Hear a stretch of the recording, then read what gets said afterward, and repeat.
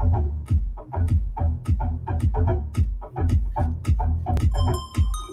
guess it's time to go.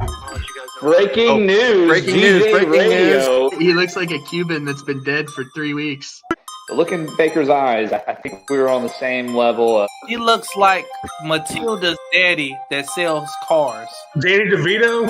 I think he danced in front of us for about an unnecessarily long time. Basing a rundown. Featuring Val. Yours truly. We're talking about Other players, there was Maddox, Glavin, Smoltz, Avery. Is John, hit us with it. This is all pointless right now because you have no idea what anyone's going to do in free agency. Jeff Blauser, Chipper Jones. I was going to say, we're Chipper. His English is not tremendous. Oh, whoa, what the heck? I remember when Doug Flutie had got benched for that 6'5", just athletic quarterback who was trash. I'm sorry to say this. I don't think he's been that good. Oh, whoa, what the heck? Still, if Kevin Pritchard walked up to me, I wouldn't know. I don't think anybody is going to shy away from calling the NCAA corrupt and money grabbers. This is Crime Dog right here. This is D Crime. This is Fred McGriff. my whole thing they is had a chance to do that with Dak. I never said Music on. Is that me? No, it's a fucking train. I'll mute myself until it passes. So everything we say right now can be changed in a month and a half. Been saying F the Chiefs. Whoever wants to go back on the business side of things. I'm enjoying the game. I used to I don't know fight what you guys are talking about. I want He to. just told that. Are officially live. Oh, boy. My heart is beating fast right now.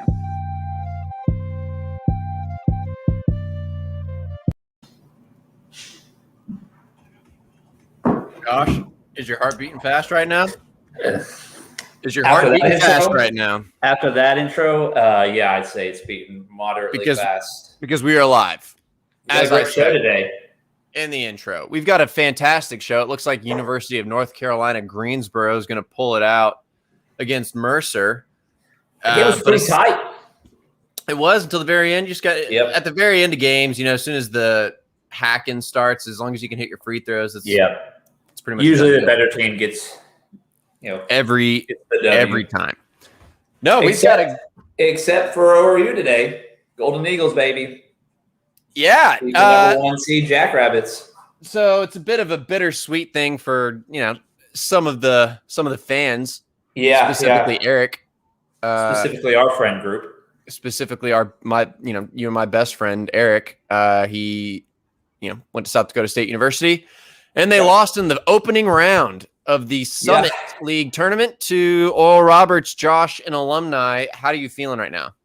Feeling good, feeling great. As a 4 seed to beat the number 1 seed gives me hope that we can win the conference and make the dance, make a little splash. They did shoot 56% today, 14 to 26 from 3, made all their free throws, less turnovers, and still it took a buzzer beater to beat South Dakota State. Not sure how that happens when you are better in every statistical category except for you're only 2 points better on the scoreboard with a second left. So either way, I'll take it. It's a win. Go Golden Eagles. So congratulations to you. Thank you. Sorry, Eric. Sorry, Jackrabbit Nation.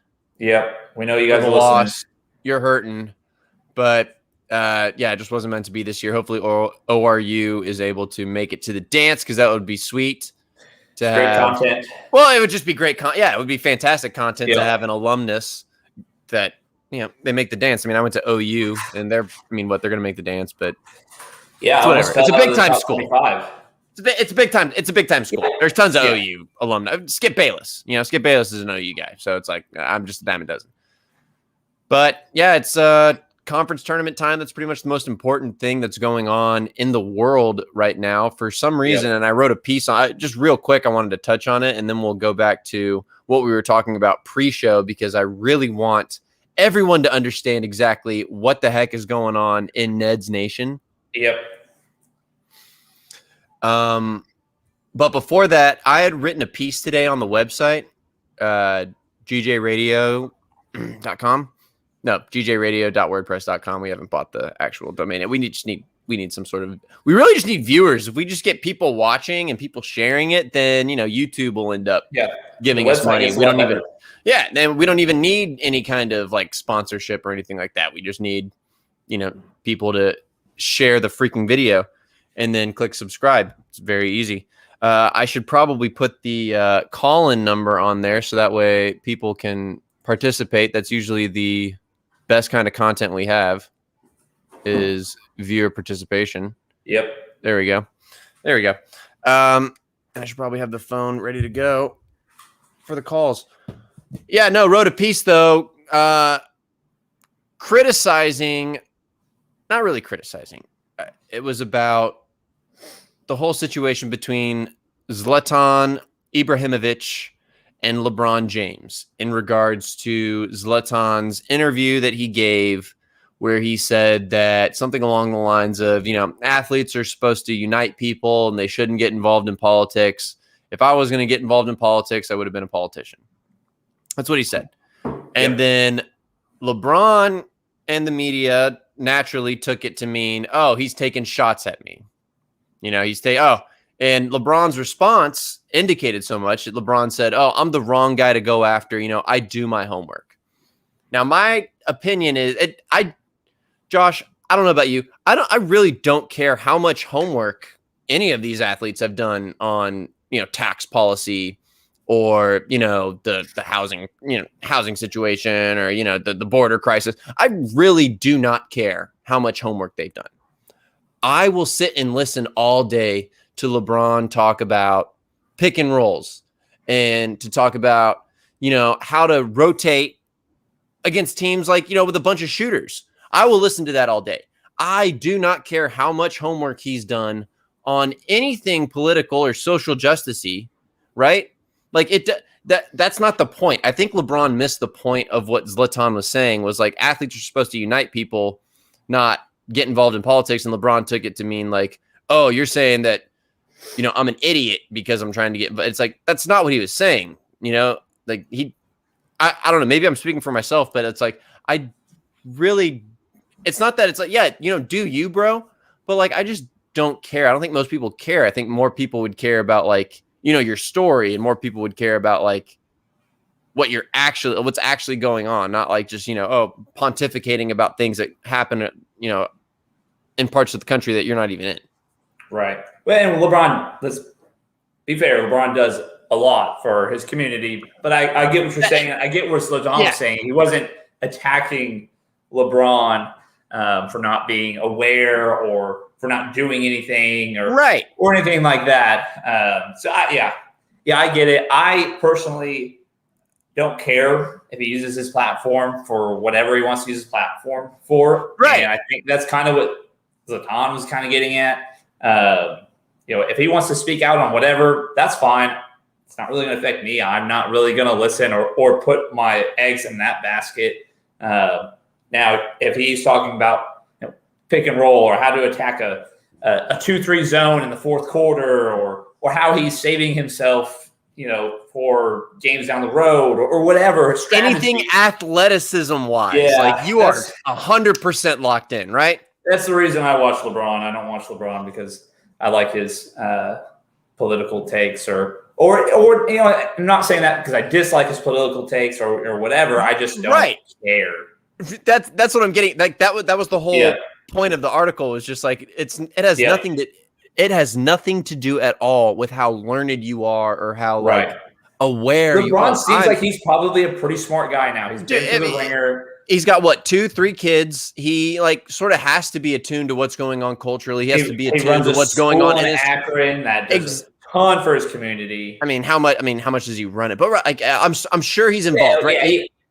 His money helps. And money talk. Money at the end of the day, money is all that matters, and where you put your money is that's where it is. But like at the end of the day, you and I and the majority of fans, the people that that he has reached to, don't typically care about those things. And that was what Zlatan was saying. I don't think he was saying anything to the effect of like, oh, you're an idiot, you're stupid. Yeah, you're too dumb to talk about this. You have no right to talk about this or everyone has a right to. That's a whole other topic, but like everyone has the right to talk about it. Zlatan is a little bit full of himself too, from what I know about him, which isn't an exorbitant amount. But I mean, he's a soccer player, so he seems pretty into himself anyway. So it's the perfect storm.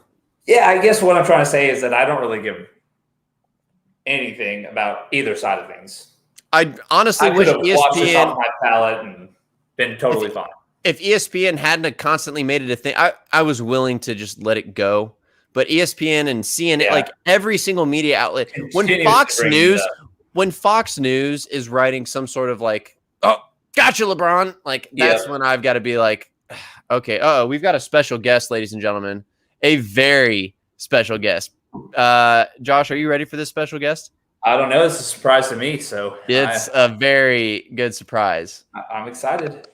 Ladies and gentlemen, Jacob Ingram. During the intro, when the train came through, I was just thinking we haven't had Jacob on in quite some time. I even apologized to Jacob because in the picture today that I posted, I didn't include him at all. And he's got a horseshoe in right now. And that makes me feel just like a little bit better about, just myself. And I don't feel as self-conscious about it. Jacob, how are you? How's the fire station? How are things? Oh, it's good. Hoping for a quiet and full night's sleep. I'm pretty sure as soon as you say something like that, the opposite happens. It's all good. It's all good. I'm going to knock on some wood right now. You knocked on wood? Okay.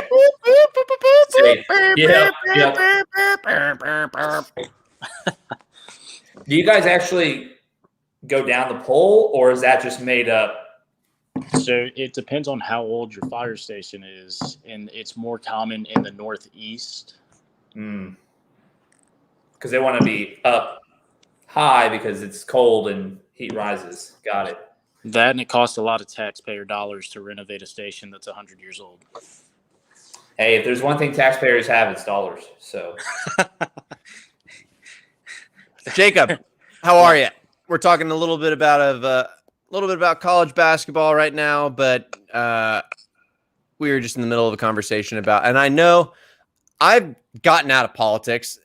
The whole reason we started this show was to not ever talk about anything like super controversial, but I don't feel like this is it's about politics in a sense, but it's really not. Like, it's more so about our lack of, it's more so about like how much we don't care about LeBron giving a take. Have you seen the whole thing about like Zlatan Ibrahimovic and LeBron? Like, okay, yeah, I know you have. Okay, so my whole thing it's hilarious, but my whole thing is like, I think LeBron's confused about what is being said. I don't think the soccer dude is saying that, he's stupid or like uninformed. I think he's mostly saying like athletes are supposed to unite people. Most people don't care about the voting and the tax policies and the political policy, the social policies and things like that.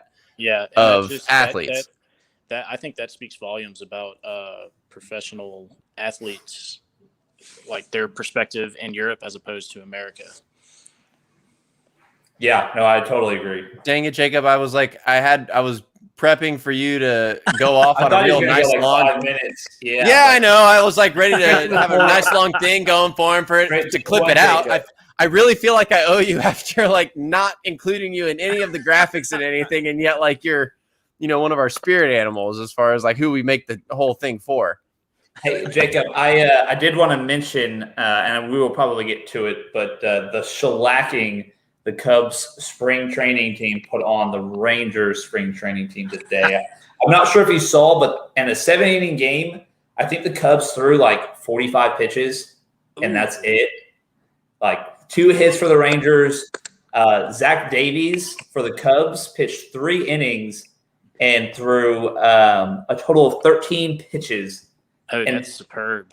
And he had to do bullpen work after the game just to get some work in. Yeah, because he didn't have enough. Yeah, pretty wild. Awesome. I know. I saw Jock Peterson's mammoth blast yesterday. Yeah, Javi yesterday. Javi put one out today dead center, and he went far with that one. That one went pretty far.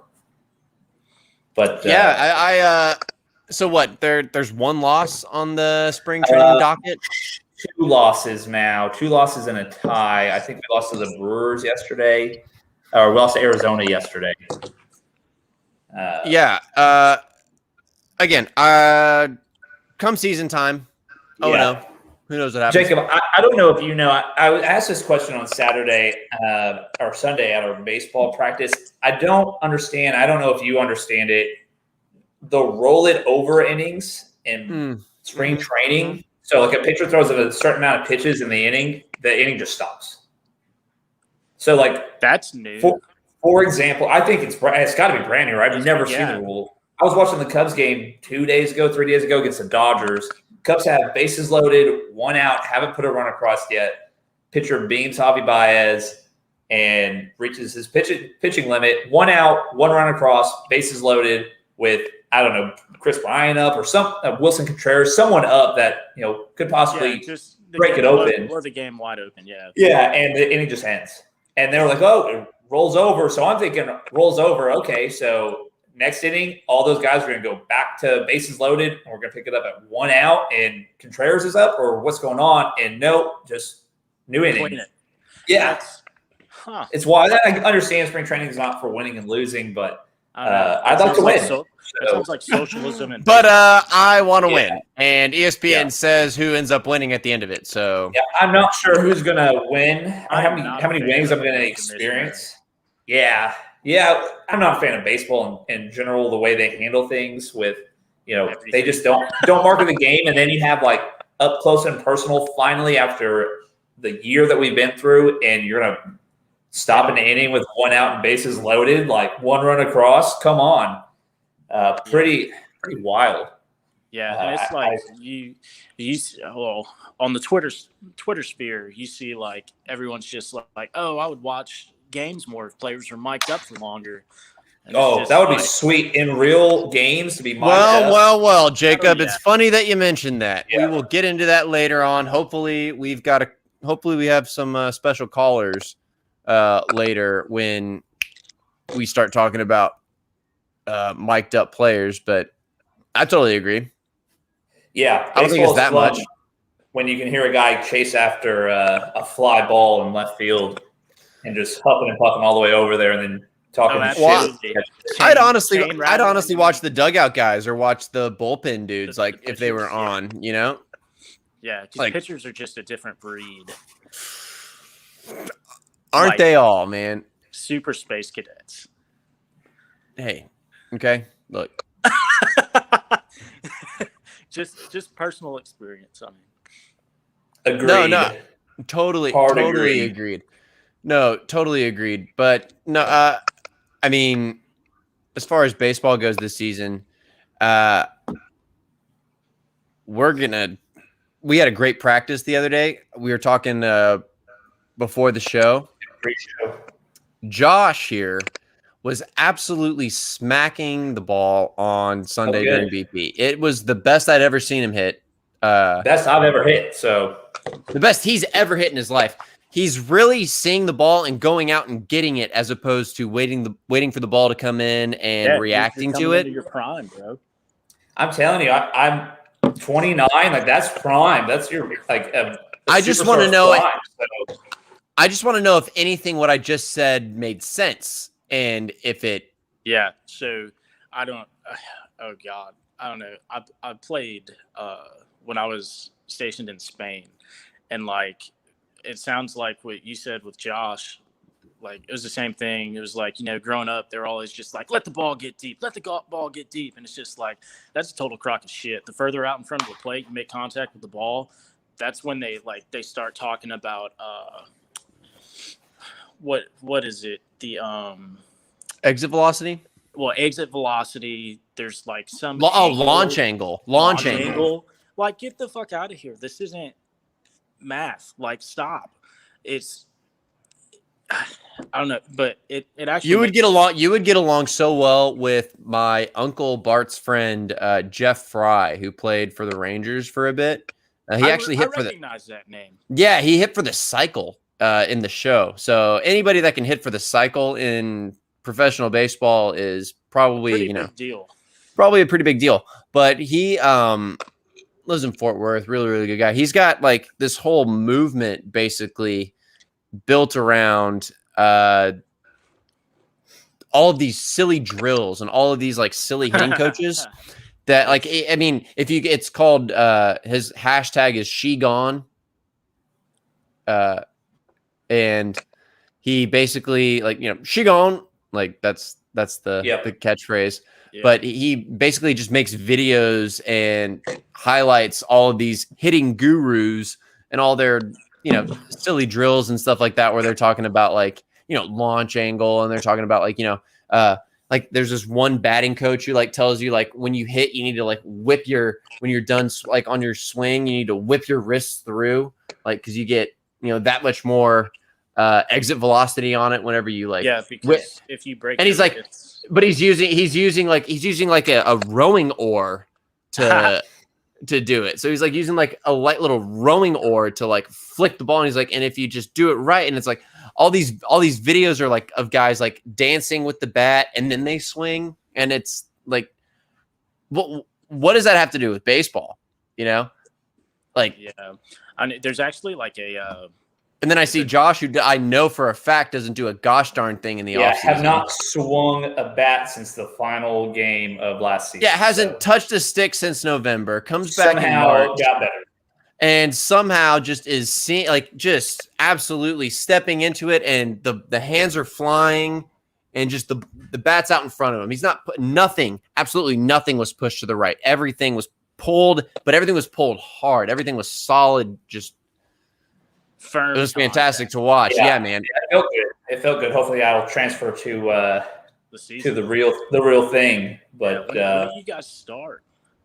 Tentatively March 29th, but it'll probably push back a weekend or two. Yeah. And then of course rain in April, so we'll see if we actually play until June, but lots of late games in the blistering Texas sun. Yeah. When that season gets extended through like the end of August, it just gets brutal because it's just so hot. Yeah. And I bet that sucks too, because it'll push back the fall season. Yeah. That's exactly what it did last year. I don't play the fall. I just I show up for the real deal. That's about it. Yeah. So. Everybody knows More it's for the boys. The boys of summer. Come on. Yeah, exactly. It's the best time. No, but we're just looking into college basketball right now, seeing what's going on as far as the conference tournaments. We got Selection Sunday coming up. You got a pick, Jacob? Soon. I don't. March Madness is usually the only time I watch college basketball. Yeah. I got that. And that's the thing. That's how the vast majority of fans are, which is why we exist. The whole reason we exist for you, Jacob. It's a lot like playoff hockey. Like for me, I don't watch hockey until the playoffs. Yeah. But people like Garrett and Chris, they watch hockey, all year long, and I'm just like, funny. Hey, Blackhawks made it sweet. Funny story about that. We were flipping around the TV after dinner one night at work, and I put on a hockey game, and they're like, "Where the fuck are you from?" I was just like, originally Louisiana, but I spent a majority of my life in Texas. They're just like, they don't play hockey in Texas, and I was just like, the Dallas Stars do, and they do this really bomb-ass thing during the national anthem where everybody else stars, and you have to experience once in your life before you die. Yeah. They're just like, we don't watch hockey in Mississippi. As a veteran, does it make you just feel a little bit of pride, every time that you hear everybody's rallying behind, everyone's into it. Yeah. I mean, yeah, sure, they're clearly into it for the hockey team, but they're doing it for you. Absolutely, they're doing it for the beers. Oh, man, the beers and the goals. That's all you do it. You do it to score a goal so you can get an ice cold beer. Beers, brawls, goals. So the thing about March Madness this year, which is going to be tough for everybody, is the Blue Bloods suck. Yeah. Like Josh. That's a beautiful dog. I'm sorry. Thank you. He's got no manners, no boundaries, really. Oh, He just does his thing. Gee, I let him have it, man. We don't deserve Yeah. that. Yeah, I think everybody can appreciate this moment in GJ Radio. All right, he's done. All yeah, right, the blue bloods suck. The blue bloods suck. Yeah, we're not going to have Duke, Kentucky. Is North Carolina going to sneak in I feel like I saw North Carolina might sneak into March Madness, but I could be absolutely wrong. But yeah, Kansas is down. They'll be in, but they're down. And you have like Gonzaga and Baylor and Michigan and Illinois and Iowa, like just these teams that are like fringe teams typically that are just awesome this year in comparison to. There's a lot of teams that are pretty good this year, but I think we'll see it in terms of postseason baseball for the NCAA as well this spring and summer because like that because everything that happened last year, like they were just like you get another year of eligibility and you get another year of eligibility, so you got guys that were just like, I'm going to increase my draft stock, right? And so you just have these mediocre teams who are showing up and they're beating the piss out of the big dogs. Hey, ORU beat Oral Roberts beat LSU 22-7 the other day, and their ORU is 4-6, and LSU was number 7 in the country. Yeah, they are no longer in the top 25. Yeah. Beat them 2 out of 3, one game, 22-7. Pretty shocking to be a Golden Eagles fan. Pretty good to be a Golden Eagles fan right now, though. Wow, that is a lot of runs. That is a lot of runs. Yeah. Who's the favorite right now? I'm a little bit in touch on college baseball, mostly because I follow the Pitching Ninja on Twitter. I don't know if you guys follow. Yeah.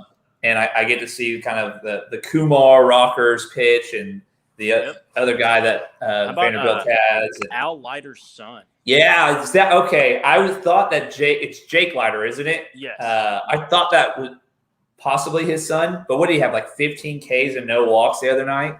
Yeah, just absolutely absurd. And like you watch that guy's mound presence and you're just like, I don't. Hey, college pitchers are crazy. Yeah. They are nuts. And college baseball celebrations after home runs are pristine. They're wild. Yes, especially walk-offs. Yeah. Oh, it gives me chills thinking about it. Did you see the team the other day that has the home run hammer? No, I haven't seen it. Forgot who it was, but yeah, every time a guy hits a home run, they mob him at home plate, and then they're all out of the dugout, and they throw a sledgehammer to him, and he just brings it down. And they all So at what point is that unacceptable? Because like at the major league level, that's like, oh, you're getting domed, Daddy. Next you get domed. But at the college level, I guess like that's totally okay. Like when do the unwritten rules of baseball kick in? I say the unwritten rules of baseball need to die. Yeah. The bat flip. Maybe I like guys getting hit for not.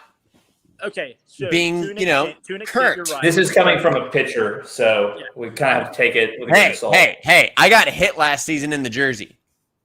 In the jersey. If you got a guy, I don't even think it hit me, but I walked to first base like it definitely did. Hey, I took the confidence of it, and the OBP went up. So yep. I mean, I don't know about you guys, but I don't want to be intentionally thrown at by Aroldis Chapman ever. Yeah. Those guys are throwing a little too hard to bring the chin music. So throwing behind, I think that sends a good enough message. Clear message. Yeah. But when you do it multiple times, and it's like, okay, now you're just kind of playing with fire. Yeah. What if you bunt during a no-hitter? That's Bush as fuck.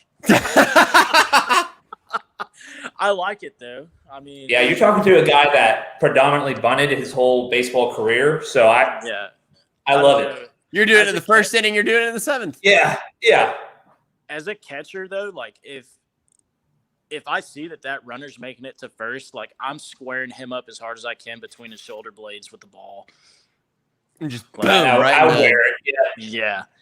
The thing about bunters is we know that like sometimes it's not cool, but we don't care because that's our only chance to really make a splash in the game. So and then you're gonna steal second base. So. Yeah, and then you can just do so much more once you're on base. So it was pretty crazy to me playing baseball in Spain because, like, oh God, there was people from actually like Central and South America that they were speaking a dialect of Spanish that everyone was just like, "What's going on?" And like, we did a squeeze, and like the umpires were just like, "Foul ball," and we were like, "What? They're just, foul ball." He was like, no, it's in between the lines. It's a fair ball. The run scores. Everybody gets a base. No one was out.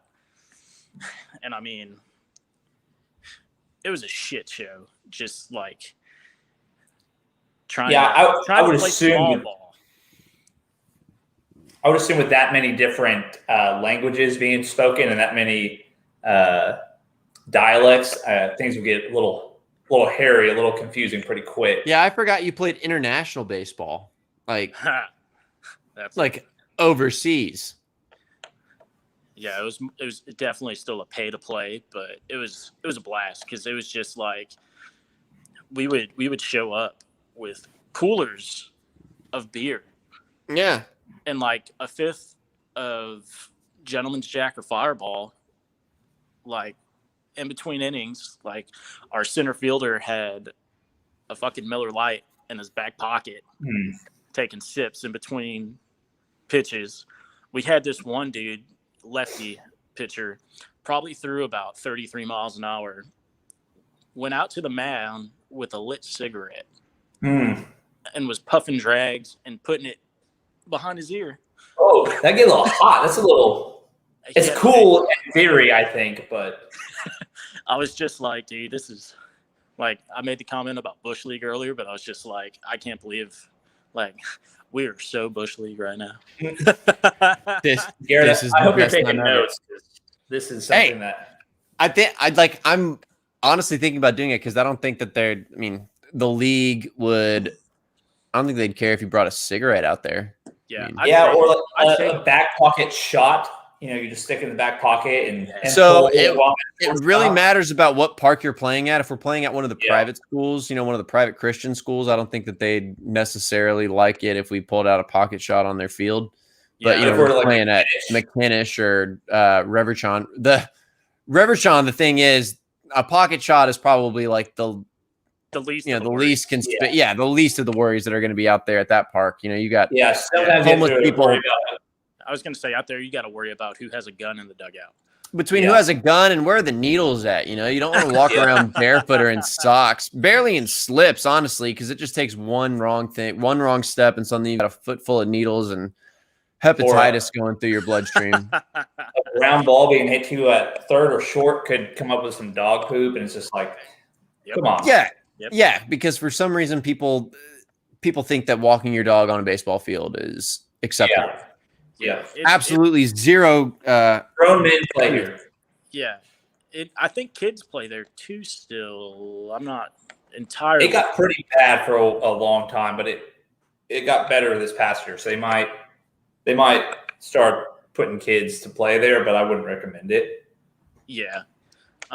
Did the city ever come out and approve anything as far as a refurb goes? I think they're doing I think they're going to do a revote. So the city originally said that they weren't going to do it. And then one of the city council members brought it back up and they voted on it again. It tied. So the city, I guess, pushed to have another hearing on it. Anyway, it's a long drawn out thing. It's not done, but it's definitely not in the clear. And one of the things that they cited, or two things that they cited, one was the amount of traffic that they would have to account for.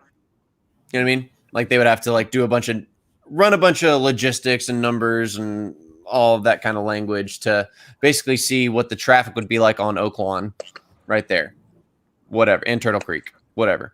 The other thing they said was there is a butterfly nature preserve behind the baseball field that they are worried if there's major construction on the baseball field, it's going to disrupt the butterflies. There's nothing within hundreds of yards from those fences other than open land. No, there's a little creek behind right field where apparently there is a there's a majestic at-risk youth butterfly conglomerate that. Well, it's not like we're talking about honeybees that are going extinct. I mean, this might be even worse. You know? Yeah, I mean, you really got to look out for the youth of the butterflies. I mean, but that's the thing that's holding it up. Was those were the two things that the city cited, was like a noise / traffic situation, and then the butterflies. Huh. At this point, it's just like, okay, you don't have to fix it up, but like maintain, maybe like just maintain it a little bit better, and you don't have to worry about traffic. We're not going to complain. Just maintain it. But it is what it is. The butterflies. How soft of a society have we become? Pretty soft, Jacob. Pretty soft. I mean, I'm sure there's other things at play as far as like, the city council trying to finagle the field into some sort of land development deal where they get kickback. But of course. Yeah. Real estate games. The sake that just for the fact that they can even say that it was the butterflies was, a reason for not making the baseball field awesome. That they think that that's an acceptable response, to me is unacceptable. In so many words. Yeah. But yeah, that's Ned's talk. Sorry, that's Ned's talk right there. No. I was just like, yeah, that's amateur hour, as far as let's I change gears a little bit. Jacob, did you happen to see the breaking news before we came on the air today with one Dakota Rain Dakota? I think Dakota Rain's a porn star. Dak Prescott's deal. Someone being in Mississippi right now, Mississippi State alum. Not sure if you've seen it yet. It's a lot of money. No, the look on your face seems like you have not seen it. So we'll get down to the numbers for you. 4 years, $160 million, 126 guaranteed, and he's due $75 million this year. Year one, $75 million. It's a lot of money. That's a lot of stock for a guy coming off of a major surgery. Yep. A lot of money for a guy whose foot was in the wrong direction the last time we saw him on a football field. I can see it in my head still. Yeah, it's pretty gross to envision. Wild numbers. Going through it, do you take Pat Mahomes' 10-year, $45 million a year deal, or do you take Dakota Prescott's deal of $42 a year, but only for 4 years, enter back into free agency at 31 when you might be at your prime, and the market might be even higher by the time guys like Joe Burrow get paid and set the market. Especially if you do well. Yeah. Dak's taking that. And a lot of offensive weapons around him. So like his numbers are going to be inflated. The wins might not be there, but the numbers are going to be inflated. And if you're still not winning, you're 31. You can. Well, we saw how garbage that division is this year. So I don't think it's any stretch to think that a healthy Dak with the Cowboys will just run through the NFC East year in and year out now. Or if they can get a quarterback there, kind of just a piece away from being pretty good. They've got a good stable backs, scary Terry, a great defense. So I do think the division is not good, but I think the Redskins are just missing one piece, albeit a pretty important piece at QB. But if they can get somebody in there better, they let Alex Smith go. Yeah, I think he should probably hang it up. But because really, you don't think Alex Smith should play anymore? Yeah, something about if you get hit, too bad in that leg one more time, you might be dead. It's kind of done deal for me. Tony but Romo, man, it's crazy that it literally is like it was that level to where it was, they're probably going to take it out, take his whole leg. Yeah, you almost died, dude. Yeah. Yeah, so that's the Dak Prescott deal. I've kind of seen just from browsing the Twitter sphere and Facebook sphere, a lot of mixed reactions from Cowboy Nation. Some like having a quarterback. You have your quarterback now. You know who it is. It's not going to be a question mark next 4 years. And then some people are just like, wow, that's a lot of money for a team that needs a lot of help on defense. And that offensive line is starting to get older and, not as good. You have to reinvest in there, and you're going to have to reinvest in CD Lamb. That's why he got hurt in the first place, that O-line. Yeah, so, a lot of mixed reviews. Good for him. I mean, if it does happen, because last year the same conversation was taking place minus the injury, and then they were just like, franchise tag. But I don't know. It'll probably be the real deal this time, so good for him. Yeah. I always side to the players on these deals, on these mega deals. I just, if they're going to give money away, just get your money and run with it. Not sure how Steven and Jerry Jones could let this type of deal happen. And I'm also kind of in the mindset, if I am going to give that much money to my quarterback, I'm going to sign him to a longer deal because in 4 years, absolutely. Because at 31, 4 years from now, guys are going to be making $50 million a year. So if he plays well for the next 4 years, his market is going to be $60 million. Well, okay, so what? Like $70 million for the next 10 years, and I didn't even think 120 of it's guaranteed, right? 126. Yeah, never mind.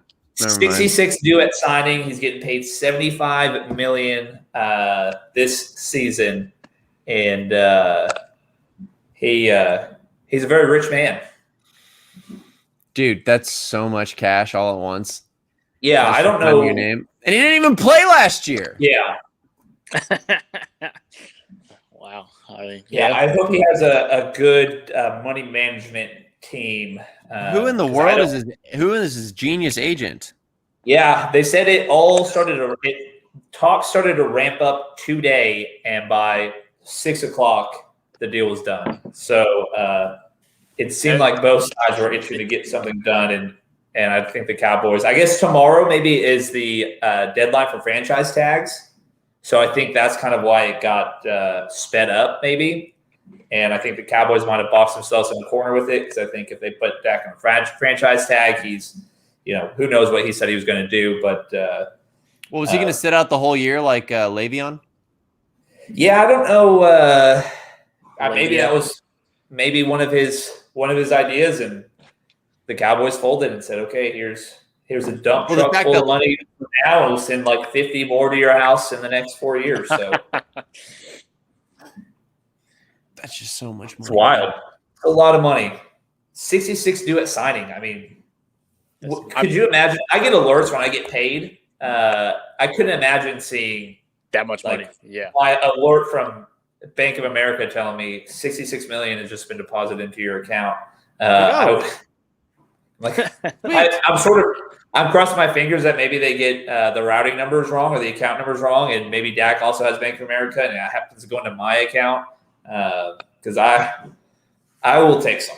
I'll give it back, but I'm going to take some off the top before I'm like, man, they must have messed up. They only sent $60 million into my account. So we've been hyping you up, hoping you get your money. Spread the wealth. Yeah. Hey, if it goes on my account, everybody watching GJ Radio right now will get $1 million. And I can say that firmly because I believe we only have one person watching, and it may be me. So Gonzaga is so good, man. Yeah. I'm just it's watching been a them few beat years them. since they've been relevant, though, right? They're always pretty good. I was gonna say, I know they've been in the conversation, but I want to say there was a stat that, and Mark Few, their head coach, has been there for quite some time and has had some good teams. I don't think they've ever been to a Final Four. Is that right? Or maybe to a championship game? I don't think it's a championship game. I think they made it to a Final Four. I'm gonna give that a goog real quick. I'm doing as well. Yeah, and which slapdick of a head coach was that one Final Four made those comments? You are talking about Dougie McBucket's father. What's his first name? Greg McDermott or something? Yeah, like Greg McDermott. Yeah. Yeah. You're talking about the guy who said that his players need to get back on the plantation. Yeah. On the plantation. Freaking. That's just a common phrase, man. That's just a term of phrase that you use. You know, you got to get back on the plantation instead of getting off of it. That's a very Joe Biden-esque comment. 1700s South. So it's something that is very applicable to everyone. Yeah. Growing up is staying on the plantation. He is back coaching, so really learned his lesson. I feel like. Yeah, his team's gonna go play in the NCAA tournament. They're probably gonna get a 5 seed, and 5 teams. So what you're saying is that he's gonna make the NCAA a bunch of money, so they're not gonna reprimand him. There's nothing to reprimand. His team said that they don't care. Like his players all said they don't care. As long as you can make money for the NCAA, then you are fine. I think we've seen that, especially in college basketball, with Cal and Sean Miller and Coach K. And Roy Williams. Sean Miller's a fantastic example. I mean, Cal's Cal, but Sean Miller hasn't won anything. Right. But somehow still skating up top. Oklahoma State, they're going to be a top 4 seed. Wait, are they going to be a 4 seed, really? Be a 4 seed. After beating, I guess, after taking down a couple ranked guys. Yeah, best freshman in the nation. Can't withhold them from the tournament. So now we're going to make up. Even though they're on sanctions, even though they appeal violations. The appeal must have got lost, like in the mail or something. Because the appeal. Well, they said the length of the season to get reviewed. Yeah. He said that the appeal. The NCAA said the appeal is not going to be done until May or June. Yeah, they got to talk about things, and especially with the pandemic, they're on Zoom doing it, bad Wi-Fi. Let's put a pin in it. We can plan an entire NCAA tournament. Really working. Yeah, we can plan an entire off-season tournament, but we cannot look into the recruiting situation, the recruiting scandal going on in Oklahoma State. Just can't do it. Too busy planning that tournament. So we're too busy planning the tournament that Oklahoma State gets to play in. Yeah. I could go all day about how corrupt the NCAA is, but I think we've touched on that before, and it's just an endless black hole. Yeah. Well, it's every other day you hear something else about the NCAA. It's why we're on the side. It's why we're so on the side of like guys who want to go find a new avenue to go play pro sports or go get paid to play. Playing. Then go do that. Go play in the G League. Go play in the new overtime elite league. Go play in all of these different. Go play overseas. Don't play college basketball. Don't play college sports. Go get paid elsewhere. Yeah. You're just taking scholarship money away from someone else. So that's another thing. You're taking scholarship money away from a kid who's actually going to want to go there and go graduate. Oh boy, sensitive subject, but let's go. Baseball scholarly money compared to other male sport money. It's ridiculous. I mean, you get basically 11 full rides for 45 people, I think, if not more. Unless if it's changed, I don't know. I remember that's what it was whenever we were just graduating high school. And it's just like, so you got 5 guys maybe getting a full ride, and you got to sprinkle out that cash equally around and just be like, hope your SAT score is good, bud. Like, good luck.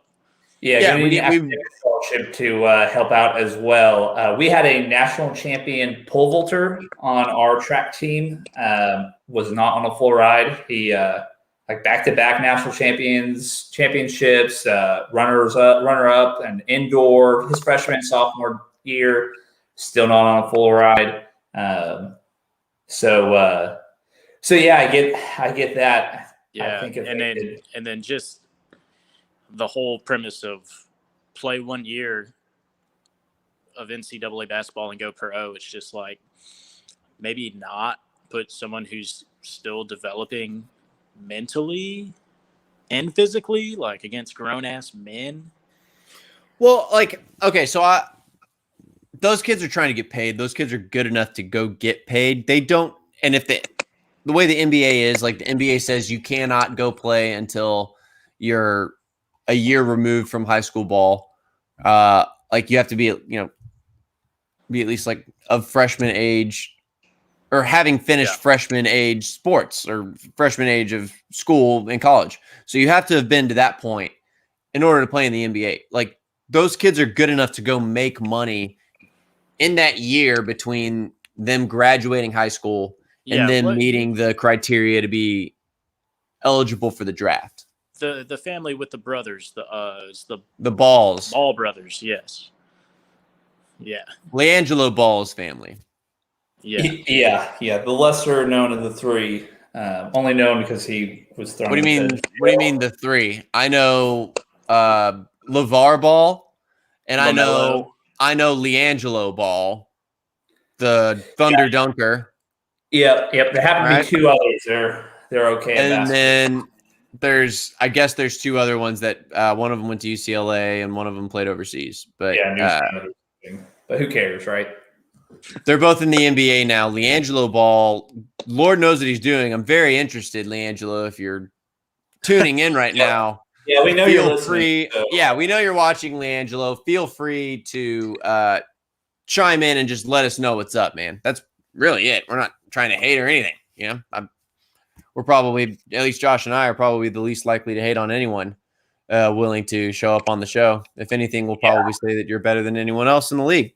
So definitely better than your two brothers. So, but yeah, Jacob, the Ball brothers, that's who you're talking about. Yes, yeah, I do like what their dad did for them, even though he's an asshole. But yeah, looking out, making a shoe brand, Yeah, I mean, he's building his. I bet Phil Knight's kids wish they would. Success.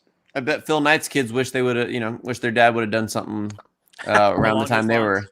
Yeah, around the time they were playing sports, like Dad, why can you have made Ball say he chose his wife because of her genes, basically, and her build, so he could create athletes with her. I think that's how he chose his wife. Kind of like finding a horse to stud out.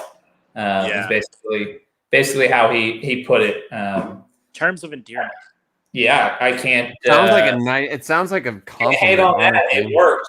He has two professional basketball players. One might be the rookie of the year. So that's pretty good forethought. I didn't have the same forethought choosing my fiance. So I'm basically just banking on my skinny jeans to more for something and get lucky, I guess. So. Yeah, you're. I mean, like me, you and I are both just hoping at some point our genetics will some sort of mutate, mutate and eventually become. Maybe COVID will mutate my genes and be a good thing in the long run. Who knows? What if that's okay? That's why they want us to get vaccinated, because they know that if we, get COVID and we're fine afterwards, then suddenly our genes are mutated and then we're just super human awesome. Yeah. Yes. And they want that. They do not want that. They're like, oh crap, what have we done? We need to make sure we don't possibly have just gigantors going around all over the place. Yeah, it's like with Pfizer trying to make a heart medicine pill, and let me tell you, they got that they got a dick pill out of it instead. Oh yeah. Yeah, you just get that heart pumping, and suddenly it's like that blood's got to go somewhere, Jacob. Yeah. It definitely worked. I'm just saying the blood's got to go somewhere. It's pumping, all right? It's not going to go to your feet. That's weird. It's not going to go to your fingertips. Not good. It's got to go somewhere. You've got this thing that just needs extra hours. Seek medical attention. Yep. Well, and it's also like Johnson & Johnson came out with their vaccine, even though for years they knowingly had asbestos in their baby powder. and poisoned the youth of America. And now we trust them to inject a very innovative mRNA vaccine in us. I'm holding out for Moderna, I think. With a what it's like 66% successful, and the rest of them are like 98% successful. So I'm not going to get the Walmart brand vaccine here. I think I want to get something that is been proven and tested than somebody that's just after a money grab with the United States. So, big pharma, yeah. I had no idea. I'm just gonna wait for everyone to turn into zombies first, and then after that, I'll 5-10 years down the line, maybe I'll get some sort of vaccine, or see if we're in some sort of Will Smith I Am Legend situation. It wasn't the CDC, but someone came out the other day and gave tips just in case that were to happen. Some pretty well respected journal came out with tips about a zombie apocalypse that could happen. Let me see if it will pop up. I really hope it does, because I have never been more interested. CDC Zombie Preparedness Guide CDC offers tips to survive 2021 zombie apocalypse predicted by Nostradamus. Okay, I thought this might be something to do with the vaccine. It looks like it's just Nostradamus. Another inaccurate prophecy. Yeah, a prophecy in the 16th century. I want whatever magic dust that guy was smoking. Yeah. I was hoping they may be bullet pointed. Okay, so CDC says you need to prepare an emergency kit. So here are a few things to include: water, 1 gallon per person per day. A gallon of water seems like a lot in a zombie apocalypse. That's what they suggest you drink on a daily basis. But I feel like you should, they should expect you to have a gallon of water on. I don't drink a gallon of water a day, and I'm not in a zombie apocalypse. Yeah, maybe 8. Yeah, do they just expect you to have that on you? Hours. Yeah, exactly. Food, stock up on non-perishable items. I got a lot of canned food that sits in the back of my pantry. So I think I might lots of chili, lots of beans. Yep. Medications. This includes prescription and non-prescription meds. I feel like that might be part of the reason we get to the zombie apocalypse in the first place. Or some bad meds. Tools and supplies, utility knife, duct tape, battery-powered radio, etc. No chainsaw? Anything about a gun? Anything about a gun? Yeah. There's nothing about defense here. So what the heck am I supposed to do if there's a zombie apocalypse, Josh? Am I supposed to just take it? Yeah. Just eat and take it. Just eat and let it happen. Yep. So sanitation and hygiene, household bleach, soap, towels. At this point, I think you're better off trying to blend in and being as stinky as possible. Yeah, I was going to say. I'm not really worried about showers and being clean. Yeah, all classic zombie shows, movies, etc. are just blend in, don't make noise. Yep, and those is it a smell thing? Is it a smell thing, or what do you There's got to be something that they can sense. I maybe the heat off your body, or maybe I'm wrong. Maybe I'm wrong. Think about it in terms of hunting, though. If you're hunting, they tell you to use everything unscented. Because animals can smell it, and we are mammals, so that makes a little bit of sense. Or use pheromones or something that they're familiar with. You know what I mean? So kill a zombie, rub it on you, and skin it and put its skin over you. Maybe that's actually a really good idea. Yeah, it's still skin. Skin is skin, though. I think so. I don't know. Is that it smells? I'm sure. Is there a way to you'd probably in this situation you'd probably have to change your zombie skin suit out once a week at least. Maybe. Yeah. Important documents, birth certificates, passports. Why? Don't think I am going through TSA if there's a zombie apocalypse. So I'm not at the very least I'm not stopping for them. Yeah. Like, I'm sir, walking. sir, Yeah. That give your ID. hatchet in your backpack went off in the metal detector. So, yeah, I'm not worried about that. I need you to take your belt off. It says first aid supplies, although you're a goner if a zombie bites you, which maybe I'm not. Who knows? Who knows what will happen if I get bit by You really a zombie? don't know. I'll be honest, if I'm bit by a zombie, just shoot me.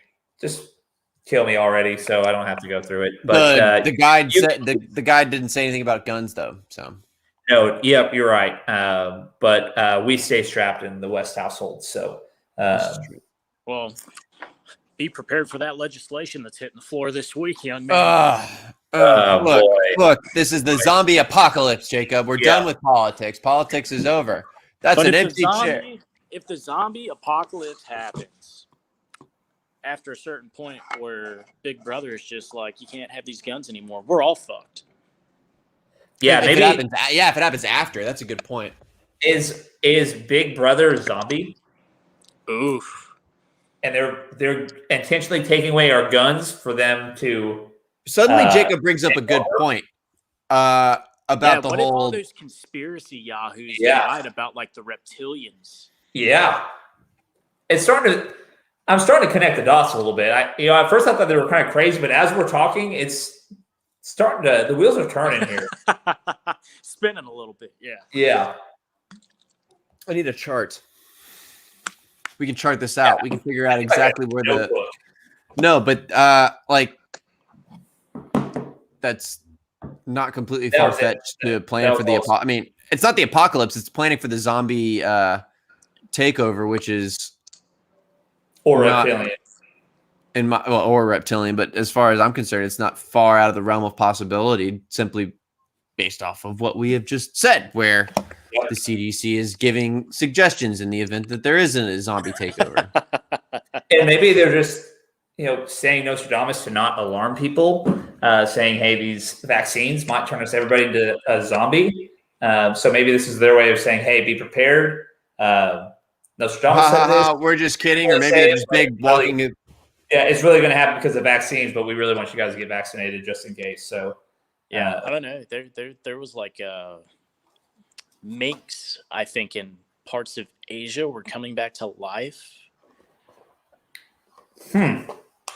After very pet cemetery after being infected with the old Rona. So I mean, interesting.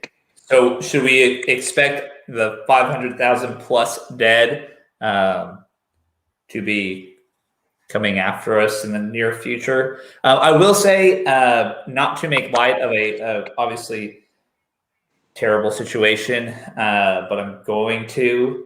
We're going to anyway. Most of the people who have died, in my experience with Rona, have been overweight or had a lot of other problems that I'm not really worried about. Whoa! Are you saying being overweight's a problem? Yeah. Let's talk about how many Americans die from heart disease every year, and let's talk about that. Yeah. I don't really want to touch into that. I'm just saying if they become zombies, I'm not really worried about them catching me. I wouldn't be worried about them catching me had they still be alive. I see where you're going. I did not see that coming. Yeah, that's kind of track star making a little bit light of it, but yeah, I'm not too worried about the undead from Rona coming back to get me, simply because they wouldn't have gotten me had they been alive in the first place. So that's about it for me. So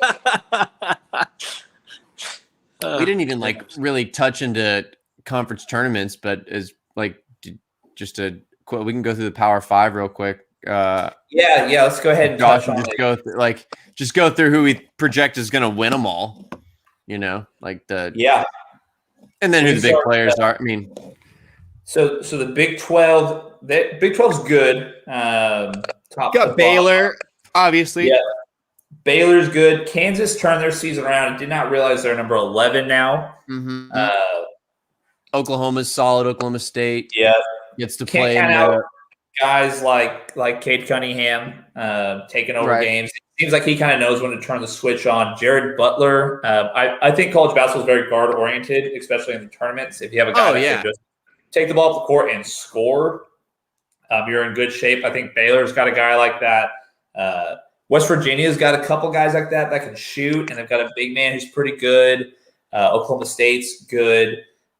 Tech is good. Max McClung, he could be the next, Carson Edwards, where he just lights everything up. He's kind of electric. He's a human highlight reel. Yeah, Texas has a couple of players that are really good.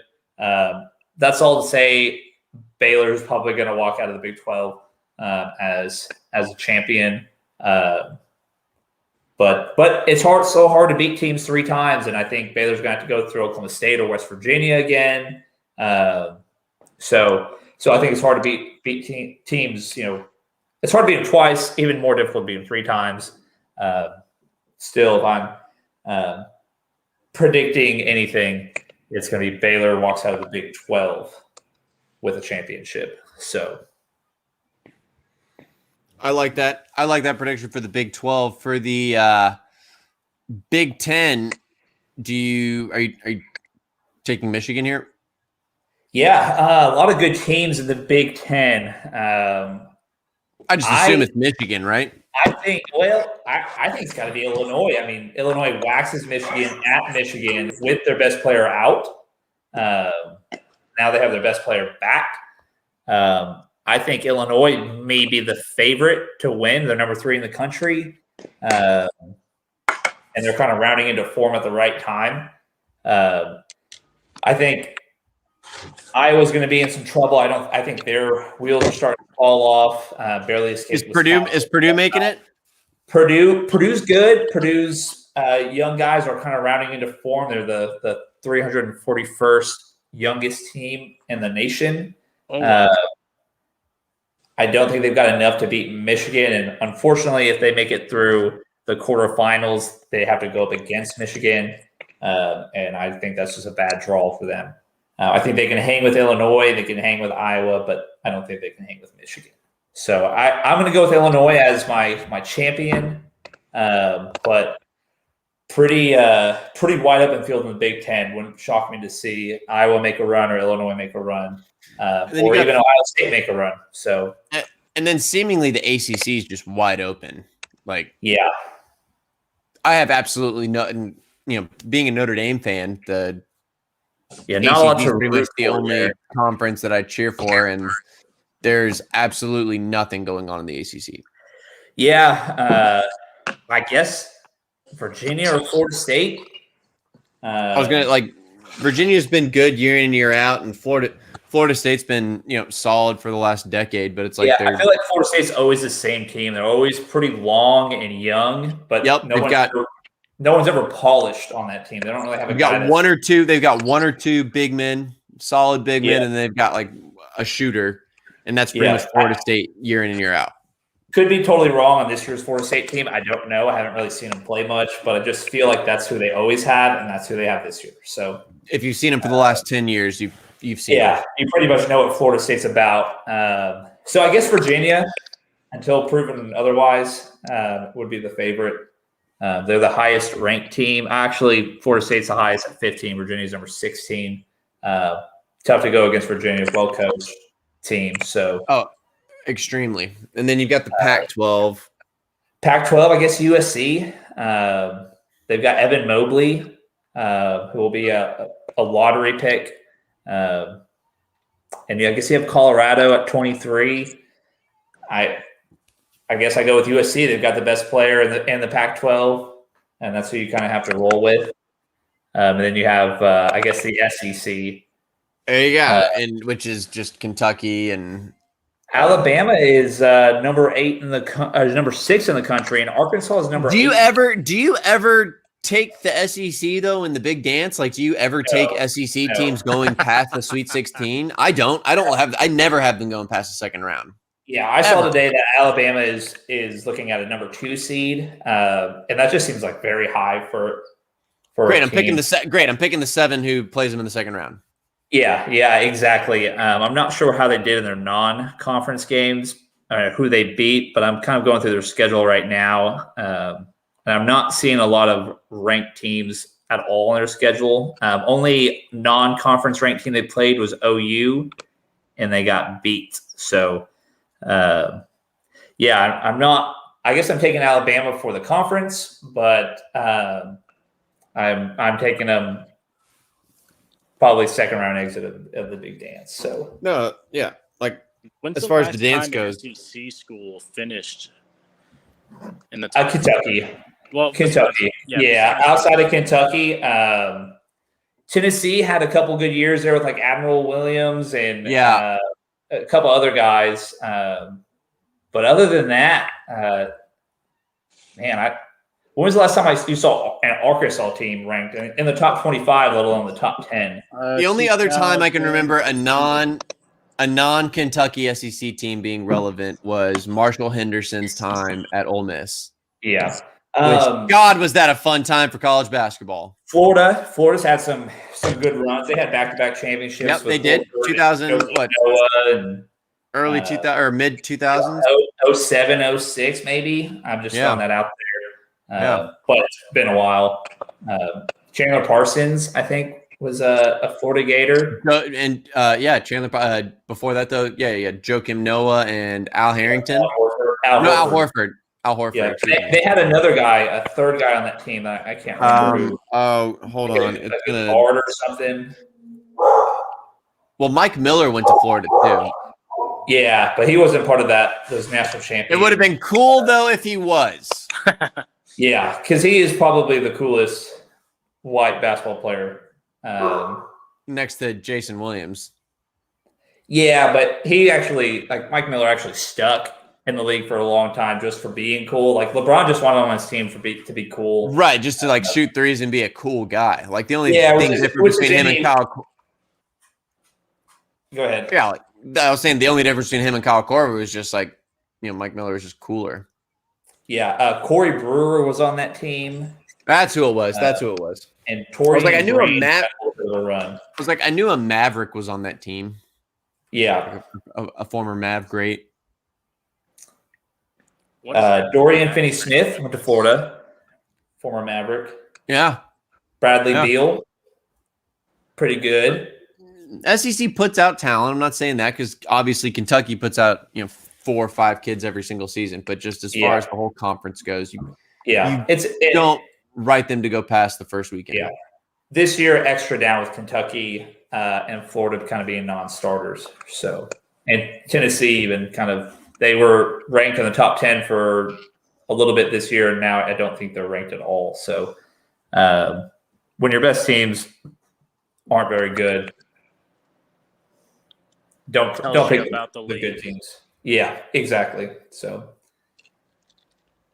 yeah. So that was our NCAA tournament conference tournament preview, or at least mine. So. No, I mean you're the Josh the predictor, so that's the whole thing now. Yeah, Jacob, are you aware of what happened?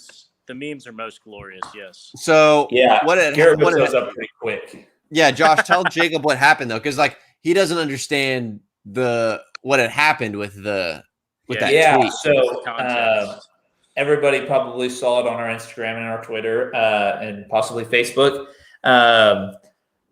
Today on Twitter, there's a Twitter account called Boiling Hot Takes that they have 24,000 followers on Instagram. Unfortunately, they decided to favorite my tweet on Twitter where they only have 179 followers. But give them a follow so I can get a little bit more recognition. They found a tweet from 2016 of mine about Luke Kuechly. And it said Luke Kuechly is the type that will retire because of all of his head injuries, and I don't blame him if he does. And then a couple years later, maybe, said he was tired of getting concussions and wanted to be able to walk at his daughter's graduation, and I'm going to retire. So that's the only take of mine that's been exposed, and it's been exposed for the good. So if you find something that's a freezing cold take, please, I'd love to see it. I know I have one out there about Kristaps Porzingis being drafted. And Luka. I don't think I had a bad one against Luka, but I had one about Kristaps being really bad and a terrible pick by the Knicks. And it kind of was right because he didn't really play a lot for the Knicks. They gave him a lot of money, and then they traded him 3 or 4 years into his tenure. And now for a guy who plays in the G League. So yeah, and so now he's kind of on the trade block again. So who knows? Could be right, could be wrong. I'm definitely not wrong, definitely not right at this moment. It's not hot, it's not cold, lukewarm. So we're getting if you find one of mine that's freezing cold, quote, retweet it, send it to me. I'll eat it, as any man will, but they're tough to find. But you probably won't find them. Because the only one that's been found was boiling hot. So that's really, that's the whole reason we have the show, is for Josh to make bold predictions and then for eventually it to get out there. And we just want proof for other people to see, like, yeah, that one time 7 years ago, my friend Josh made that prediction and it came true. And we player of the year retiring early. We did a whole 200 show or a 200 episode show just to make sure that one take got recognition. So that's our commitment. And we were right on early. So yeah. So I think that pretty much wraps up the show for tonight. We're coming up on an hour 15, hour 20, unless I feel like we're almost like grasping for things now because it's just not a whole lot. I already said the one political thing. All-Star game, pretty lame. Dunk contest. Yeah, I don't even feel the need to talk about it because it's not real sports. It's just All-Star. Steph Curry, unreal shooter. Dame Lillard, also unreal shooter from anywhere on the court. I feel like Dame's like the gangster version of Steph. Yeah, for sure. Yeah. The small market gangster version of Steph. Like Steph's like grew up in, private school. Yeah. Having good things. And he balled out of control. And then Dame's like the exact same, but from Except he had a claw for everything he had. Right. He had, so. But they both ball out of control. I'm not saying one's better than the other, and I'd have any kind of feeling. I'm just saying their games almost mirror each other. Yeah.